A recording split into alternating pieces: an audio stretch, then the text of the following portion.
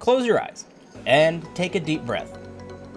You wake up, it's December 25th, 1982. You rip open your presents and get to the last one.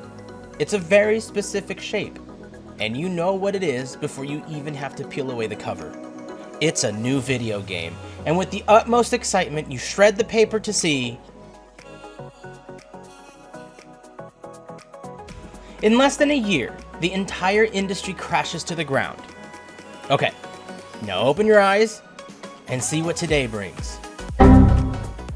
Welcome to Switch Scheme, and today we are covering possibly one of the biggest failures of the year in gaming. If you like the content, drop a like and subscribe. I plan to turn this channel into a full-time review channel with top 10s, gameplay, and more. Leave a comment down below of your thoughts on the Rise of Kong, or leave a suggestion for another game or top 10 you want to see. Here we have one of, if not the worst game of the year. And I don't think it's a controversial point to say that this year has been pretty great for gaming, so this one stands out. And the only other game holding up the mantle right now of worst game would be Rise of Kong sees you play as the titular ape on Skull Island, battling the beasties that oppose his rule. The story is confusing. You kind of just go around the island beating the crap out of dinosaurs and giant crabs looking for his arch nemesis Gaw. And that's pretty much it. There's a little bit more here and there, if you can say that, but honestly, the story is about as shallow as the puddle that killed David Dunn. Graphically, I don't even know what's happening here. The game looks like something that was released for the PS1 or PS2 in the early 2000s. The animations are horribly stiff. Now the combat sees you swinging your mighty ape arms back and forth, smacking everything in your path. And how many animations are there? Well, here's a clip. It's not a lot. It kind of reminded me of those old beat-em-up games in the arcade where you see the same 3 to 4 step animation over and over, but this was back in the 1980s and 1990s. We're in 2023. The cutscenes in the game are absolutely hilariously bad. Take a look. Here's a clip provided by Rick the Squirrel on X.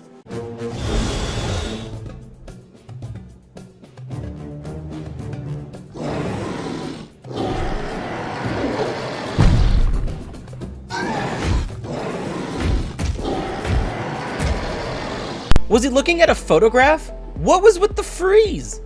If that wasn't the worst thing you've seen, have you seen hoverboat crabs before? Let me enlighten you with another clip.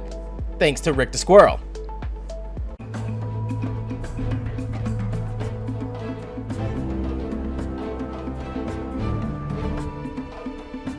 As you can see, some corners were cut, and images like this make the earlier release of the Lord of the Rings Gollum look like a masterpiece. If there's one saving grace, our favorite deformed and psychotic hobbit will be saved, in my opinion, from worst main release game of the year. What are the positives? I mean, it works, it turns on, it has a beginning and an end, so I guess it functions much better than most of the shovelware junk we find on the eShop these days. But still, after the phenomenal time I had with Godzilla vs. King Kong, I mean, that movie was so awesome. I love the Godzilla movies. I know they're popcorn flicks, but I still love them. That IP is on a high, and this game has brought that IP of Kong all the way back down to the ground. The game's main story, if you can call it that, will take you about 5 hours. So even though the experience will likely make you laugh, like, you know, when you watch The Room for a good time, it's far too short and badly crafted to be asking for $40 to $60, which, mind you, it just released and it's already on sale. And what do you get for the extra $20 if you want to buy the Colossal Edition? Film grains, a new game mode, and some skins. So, I guess it all tracks with the AAA titles of the time. You pump out an extra edition with no physically extra rewards that only serve to get just a little more money out of your audience via some FOMO tactics. So hey, at least the Rise of Kong is playing fair with everyone else. Overall, this game is a prime ape example of what happens when a studio monkeys around with an IP. It is an absolutely bad game, and it drives me bananas that this game is dragging the Kong name through the mud. The capability of the game to have a release trailer and roll away with people's money is just sad. If there was a Razzie Awards for games, I think this would receive Worst Game of the Year. As for my recommendation, skip it, unless you really enjoy punishing yourself and burning your money in a fire pit.